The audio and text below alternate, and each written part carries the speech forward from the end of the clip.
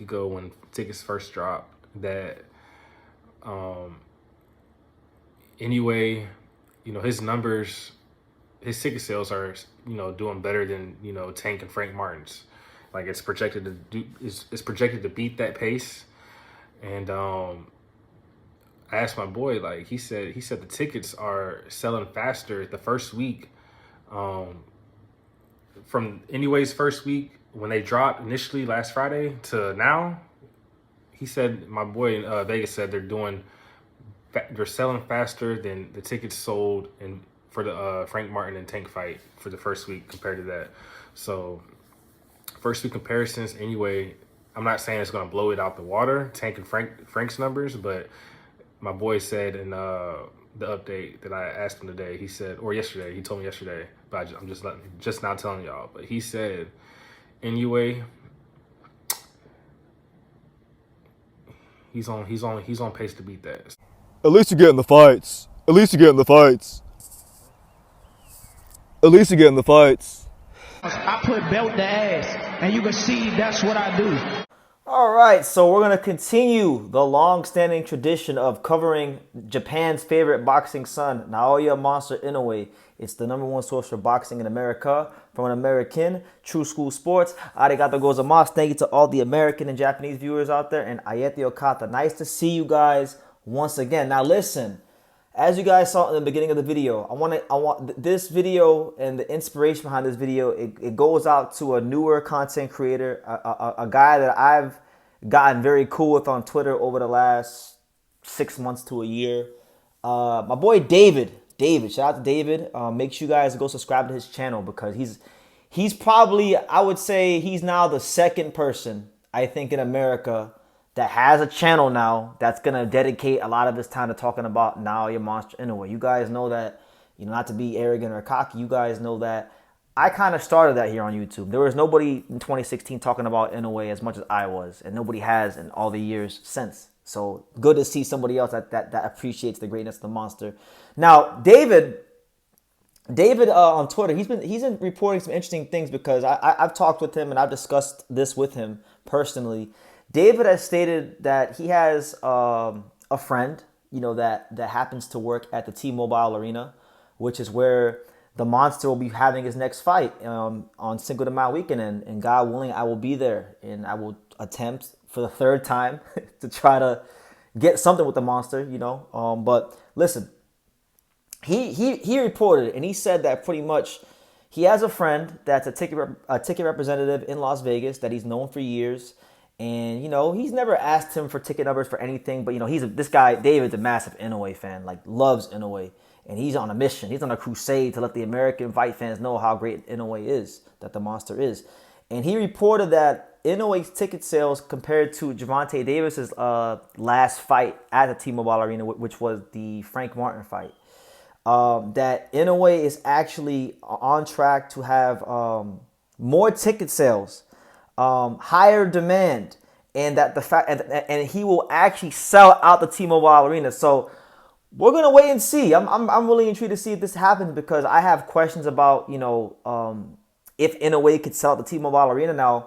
If the powers that be, if Top Rank would have did this fight, let's say at Mandalay Bay, then I'd have no questions that the monster would sell out the Mandalay Bay because that's 10,000 tickets. T-Mobile Arena is a 20,000 seat arena. It's where the Las Vegas Golden Knights play. It's a hockey arena. It's a big time venue. It's hard to sell it out, right? So if the monster does sell out in Las Vegas at T-Mobile Arena, this would be big for his star power. This would be a big win for him as a commercial box office star in the USA, which really is the next step in his career. Inoue has boxed in America 3 other times, but they were all different circumstances. The first time he boxed Antonio Nieves, he was on the undercard of an HBO card. He wasn't the main attraction.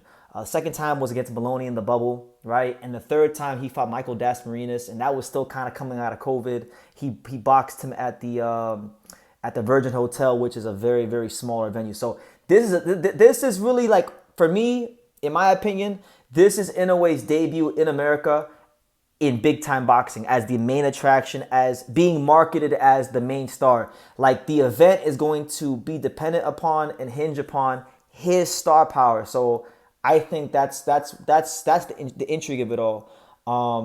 Now, it is worth noting, like here in America, in the USA, the Monster has been getting his fights shown on American television for almost 10 years now, because he was getting some fights on HBO back in 2016. For a lot of us here in America, we got introduced to him when HBO started to build up Roman Gonzalez versus this Japanese guy we never heard of, right? Because you had only seen his name on the pound for pound list or read about him in articles. You didn't know a whole lot about him at that time, right?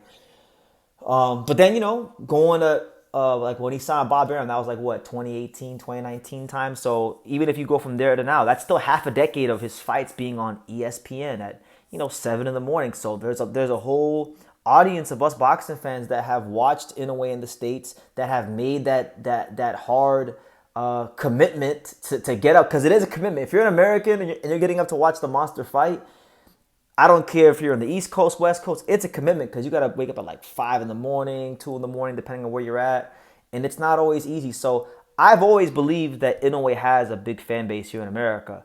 I think on a very small scale, I've contributed to that too, because I've talked about him a lot over the years. And, for a lot of Americans, I was a lot of people that I was the first person to really like put people on to who the Monster was in America, right? For people that watch YouTube boxing content, and for a lot of the Japanese that are just curious to know what Americans think about him, I've been that guy for them. I bridged a big gap here in boxing. So that's the news, that Inoue's ticket sales are in higher demand for his fight against Ramon Cardenas at T-Mobile Arena. As far as the day of their release, pre-sales are doing pretty good from what's being reported. We'll see how it goes. I want to be there for this. I feel like I have a responsibility as the number one source for Japanese boxing in America. I have to be there for this. I've talked about Inoue all these years. I can't not be there. So whether I'm covering the fight or whether I'm watching it as a fan, I will be there in Las Vegas. You can bet your bottom dollar I'm going to be there. So if anybody from Japan that watch this is going to be in Las Vegas, and wants to meet me and wants to maybe get on the channel, get some feedback from the Inoue fans, that'd be a lot of fun. That'd be a lot of fun. But shout out to David. Maybe me and David will have to do a collab soon, because David is a very passionate Inoue fan. He also is a big fan of the best hockey team in the world, the Florida Panthers. The Stanley Cup champions, the soon to be back-to-back Stanley Cup champions. So we share a lot of common interests. So looking forward to seeing his content, his channel grow. Make sure you guys go subscribe to him.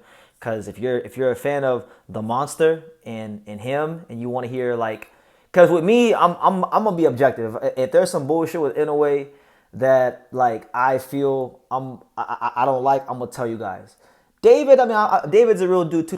He's not gonna be a fanboy, but he's really trying to push the narrative that Inoue is a great fighter to the American public, and I think it's a great thing. So make sure you guys go subscribe to his channel for positive Inoue content, and Inoue content you won't get anywhere else, not even here on True School Sports, because he's got sources that I don't even got. So definitely go check him out. And what do you guys think? If it's actually true that the Monster is gonna sell out T-Mobile Arena, what do you guys think that says about his star power?